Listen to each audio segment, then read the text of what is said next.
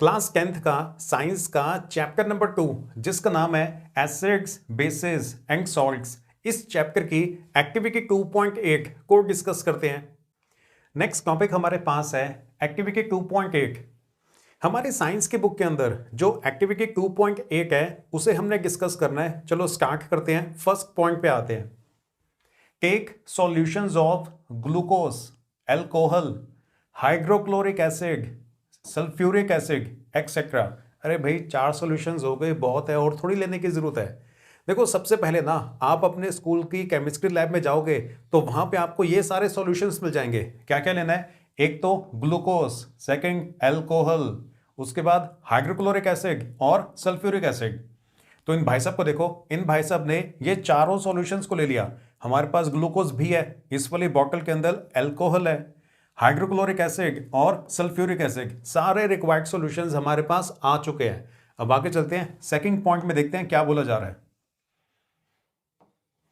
Fix 2 nails on a cork and place the cork in a 100 ml beaker. देखो वो जो iron nails होते हैं ना, उनको आपने 2 आयरन नेल्स लेने हैं। इन दोनों आयरन नेल्स को आपने ये जो कॉर्क का पीस है इसके ऊपर फिक्स कर देना है। कॉर्क का मतलब अ पीस ऑफ वुड, तो ये जो वुड का पीस है इसके ऊपर आपने इन दोनों आयरन नेल्स को ठोक देना है और उसके बाद इसको उठा के आपने इस बीकर के अंदर डाल देना है। क्लियर है सेकंड पॉइंट? आगे चलें, थर्ड पॉइंट पे आते हैं। Connect the nails to the 2 terminals of a 6 volt battery. अब देखो वो जो आपने आयरन नेल्स बना लिए थे ना, उन दोनों आयरन नेल्स को आपने फिर एक 6 वोल्ट की बैटरी के साथ कनेक्ट करना है।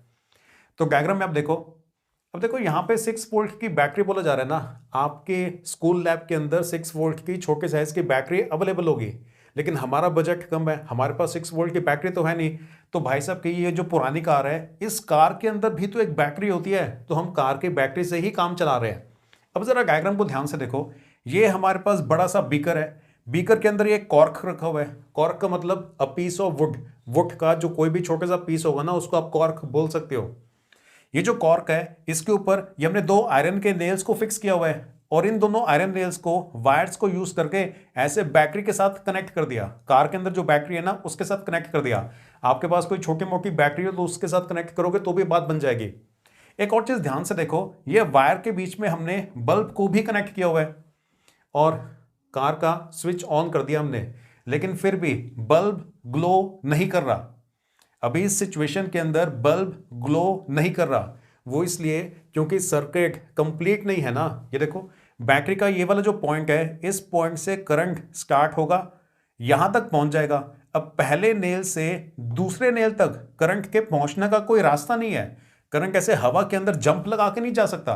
और नीचे जो वुडन पीस है, वुड के बीच में से तो इलेक्ट्रिसिटी पास होती नहीं है, तो वुड में से इलेक्ट्रिसिटी पास हो नहीं सकती, हवा में से भी ऐसे पास नहीं हो सकती। तो इस पॉइंट से दूसरे पॉइंट तक, पहले आयरन नेल से दूसरे आयरन नेल तक करंट को पहुंचने के लिए कोई रास्ता नहीं है, तो अभी सर्किट कंप्लीट नहीं है, तो अभी बल्ब ग्लो नहीं करेगा। यहां तक क्लियर हो गया? आगे चले, देखिए नेक्स्ट पॉइंट में क्या बोला जा रहा है।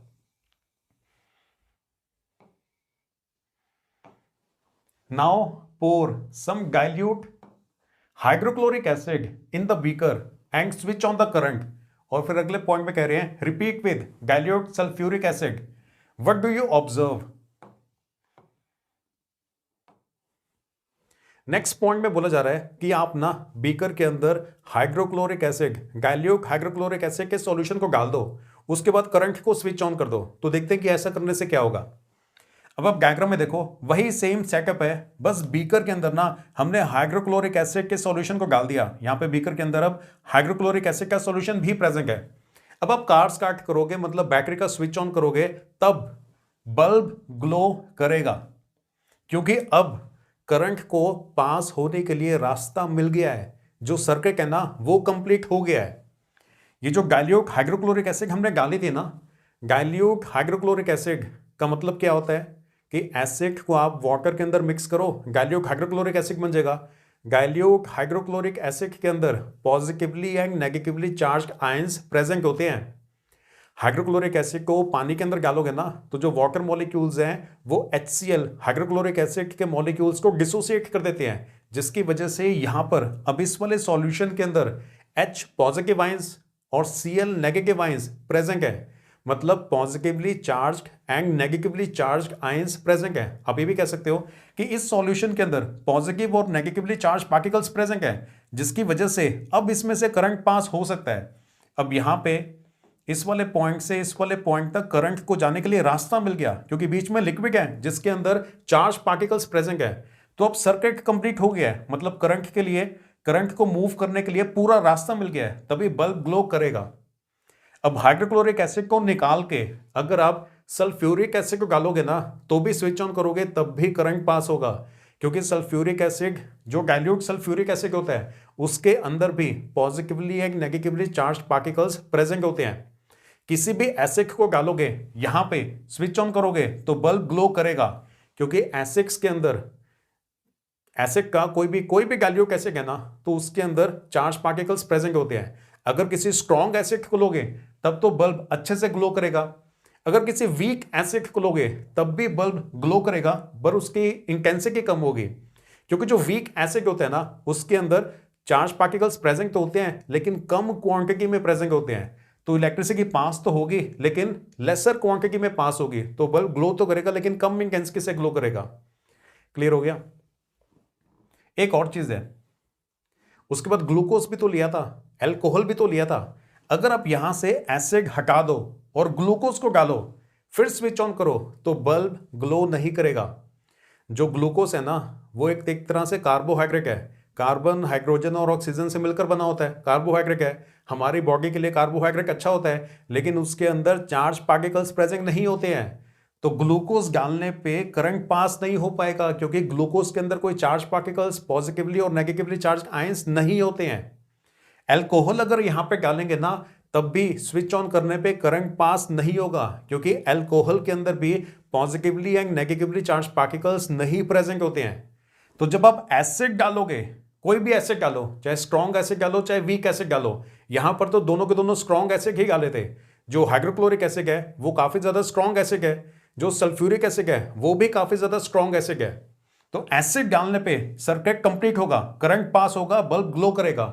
ग्लूकोज या अल्कोहल डालने पे सर्किट कंप्लीट नहीं होगा, करंट पास नहीं हो पाएगा, और ये जो बल्ब है वो भी ग्लो नहीं करेगा।